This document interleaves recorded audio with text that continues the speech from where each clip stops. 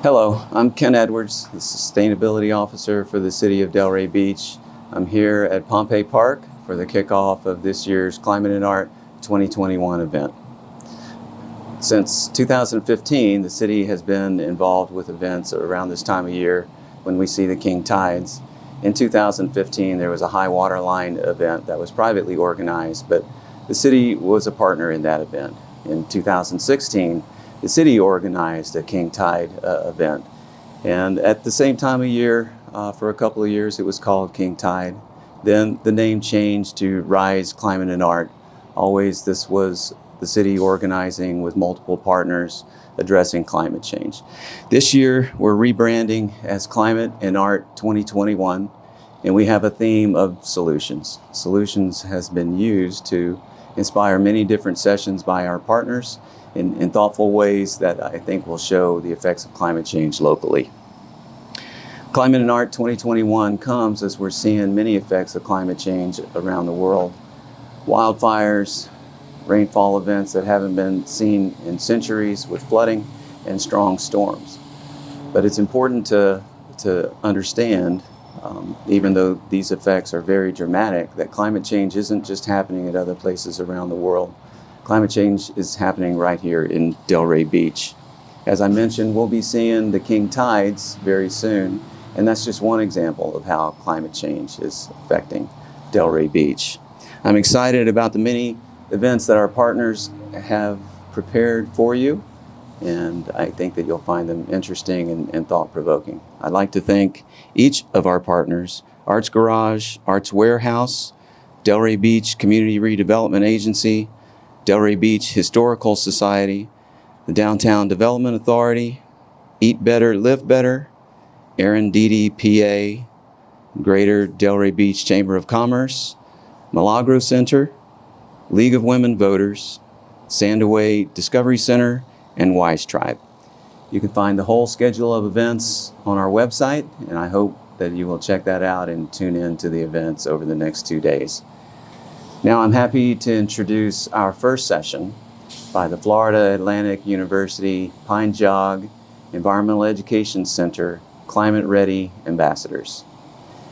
In order to understand climate change, we need not only the climate science, we need to have communicators that can reach out to the community. That's exactly what the Climate Ready Ambassadors do.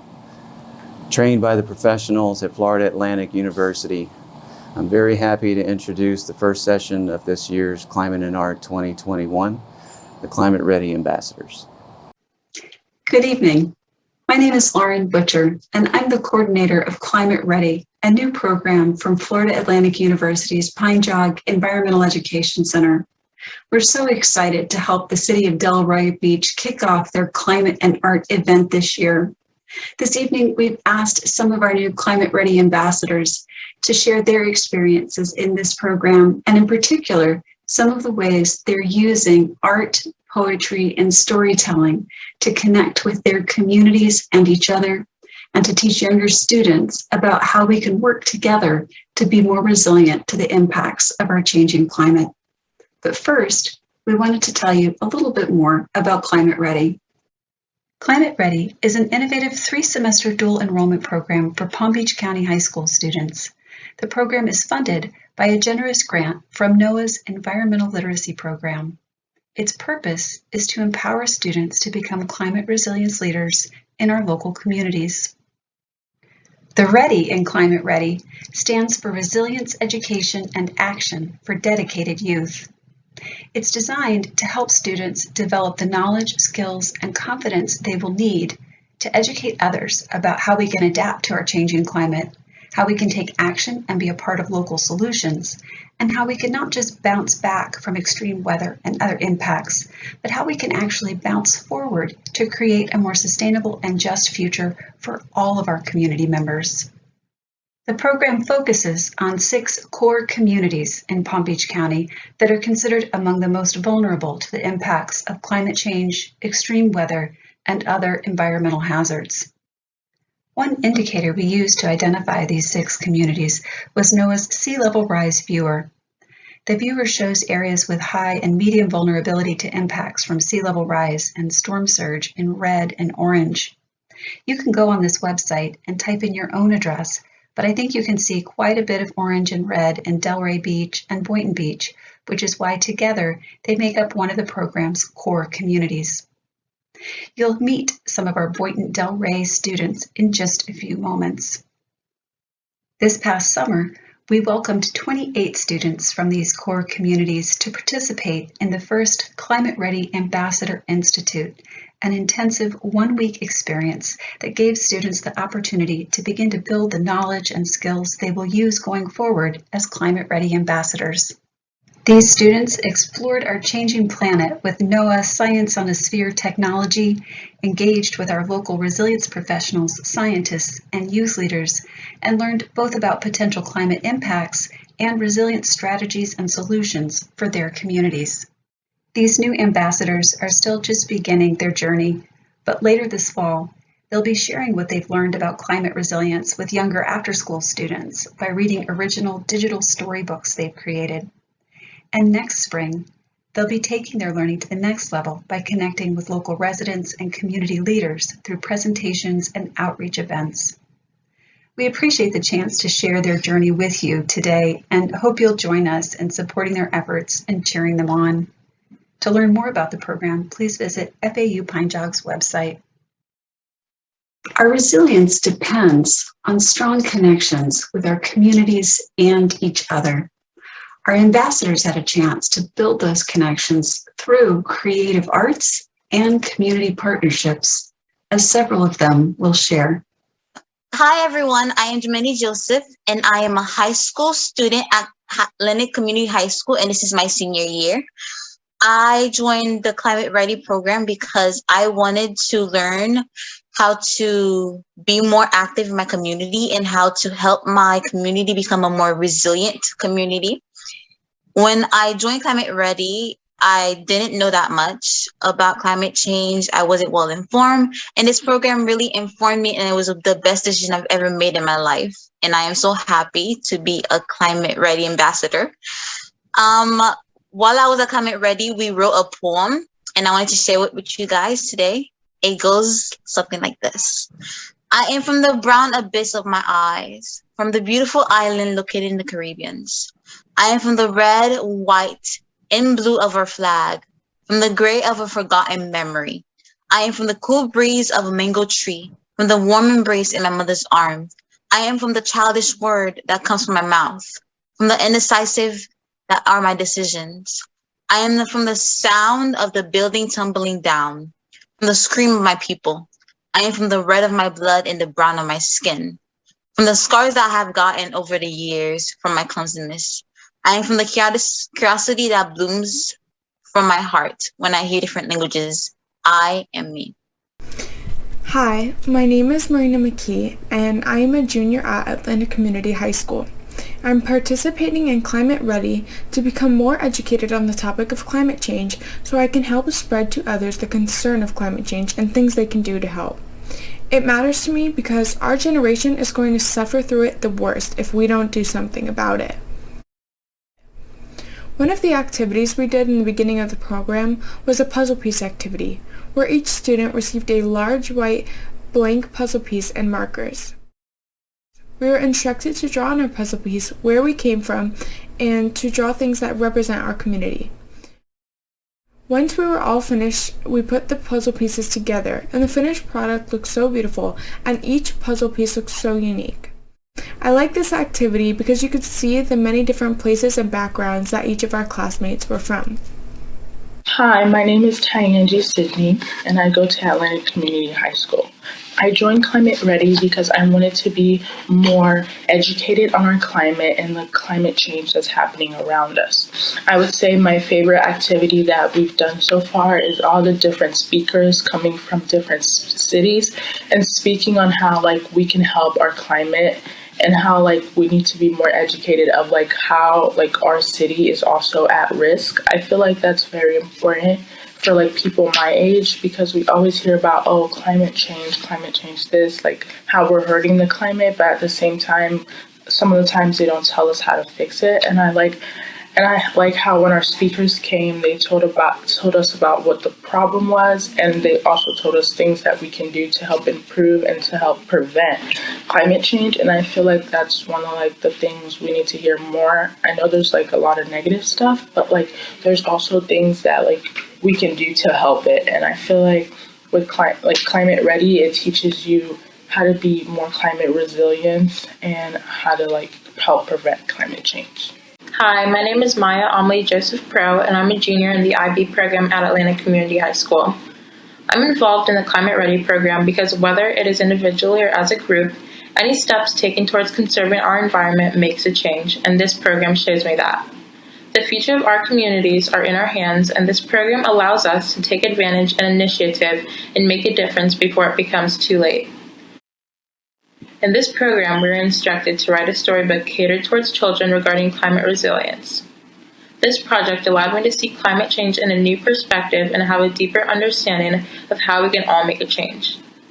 I have learned that everyone is capable of helping our environment, and the Climate Ready program is a major contribution to the prosperity of our generation's future.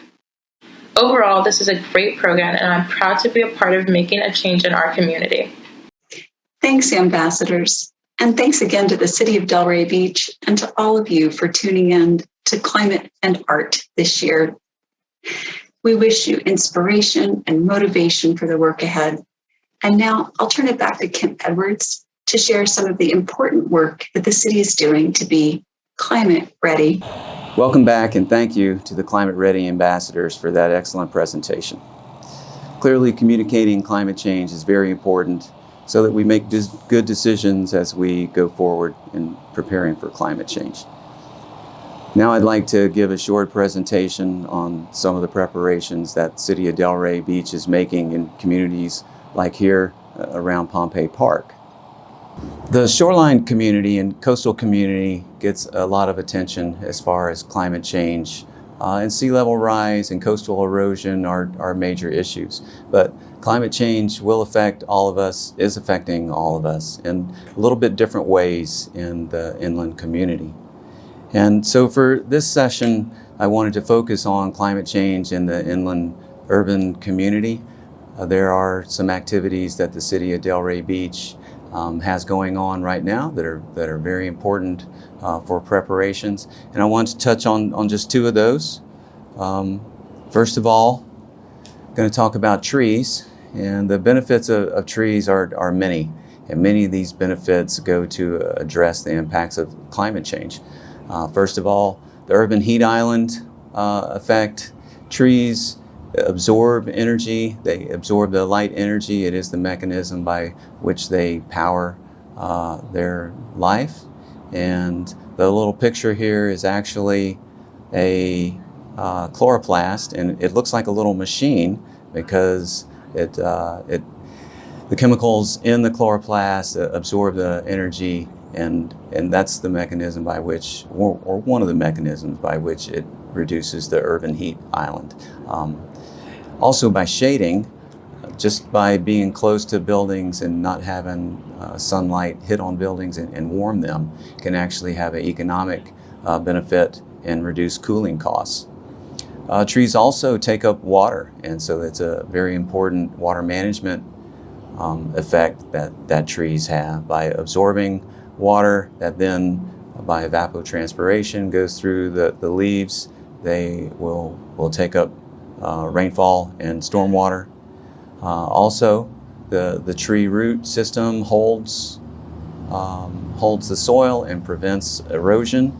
That in and of itself is a water quality improvement because when sediments wash off into the water, it reduces the water quality. And trees also take up nutrients and use them as they grow. And so those nutrients being absorbed and not getting into water bodies are also an important water quality function. Trees also help improve air quality, of course, through the action of photosynthesis. They create oxygen, but also particulates will be caught by the tree, and those particulates not being in the air improve water quality. Particulates are important to air chemistry, so trees help in that air quality way. So with these heating and water quality and air quality functions, they help community health. But even aside from those, studies have found that communities that have trees in them, overall, the people in those communities are more healthy. And maybe it's the shading and a little bit cooler area where people can get outside and be more active, or many other reasons. But communities that have trees overall have better community health.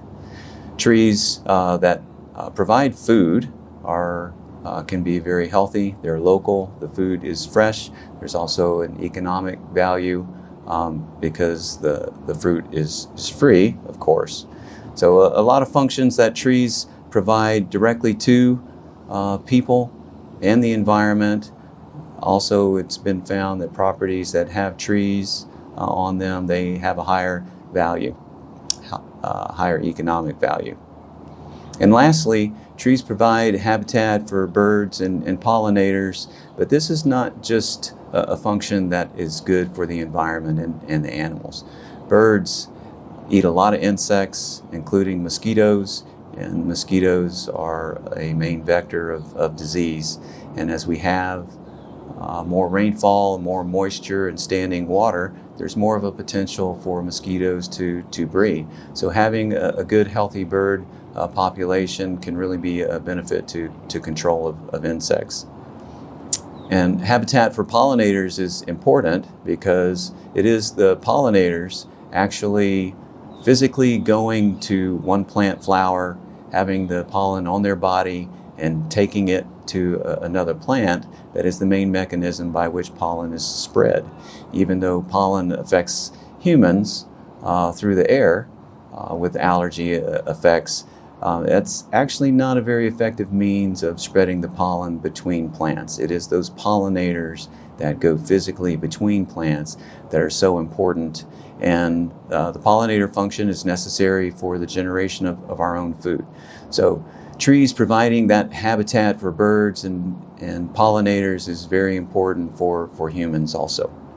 Okay, so with those benefits of trees understood, the city has undertaken a program to analyze our tree canopy with the aim of increasing the tree canopy. So back in 2018, a study was done looking at the aerial coverage of tree canopy. The figure that you see on screen there is one of the main outcomes of that study. The city was divided into zones, and the green zones are those that had a higher than average canopy, and the yellow areas had lower than the average canopy. The average canopy was 23%. So with that being understood, the writers of the study came up with recommendations that we increase tree canopy from that 23% average to 28%. And they made recommendations that in order to reach that 28% goal, cities should plant 10,000 trees over a 5-year period by 2025. And then over a period of time with the growth of those trees, we would reach the 28% tree canopy. And it's important to look at the zones because those areas that are below the average may provide more opportunities, more areas where trees can be planted. So with that study in hand, the city undertook a year one planting program to get 2,000 trees in the ground. That started in 2020 and wrapped up earlier this year. Many trees were planted on city properties, especially in park areas, city park areas. Also a major factor or component of that tree planting was tree giveaways events. So that was successful and the 2,000 tree goal was met.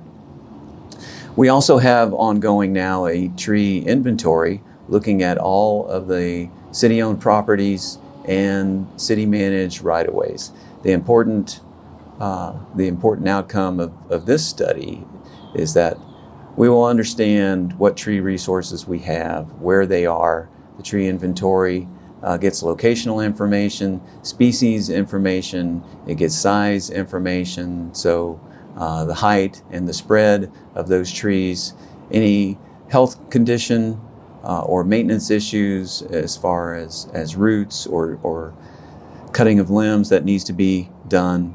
And that information is very important as we put together and fund the program that goes out and manages these trees.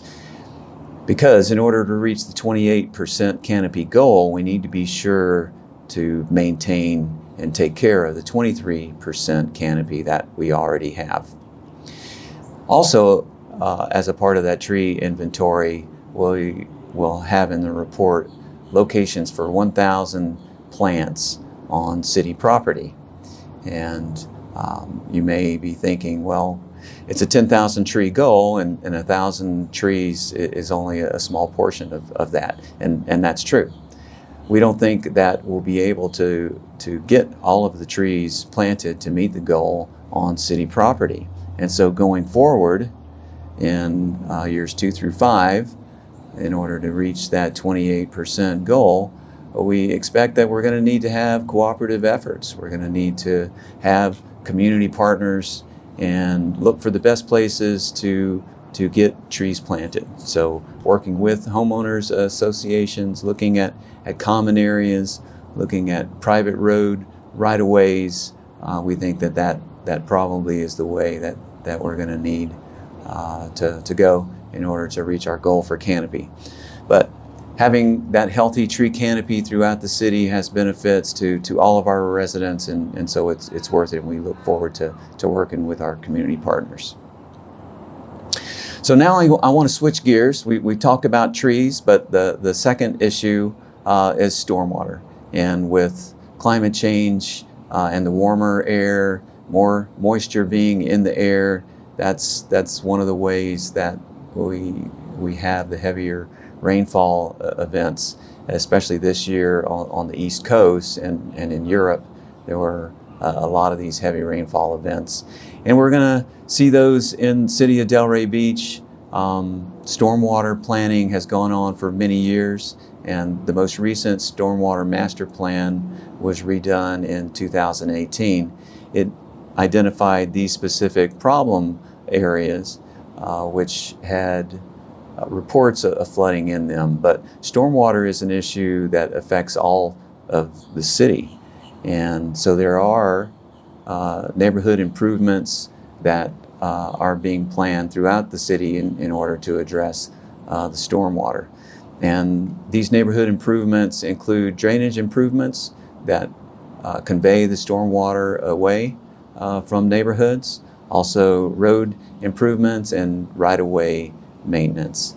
And a very important factor that people may not realize as far as stormwater handling is the area along a lot of roadsides can be made into swales. And a swale is just a little low area right off the side of the road where the water that lands on the road that doesn't sink into the ground can run off into that swale.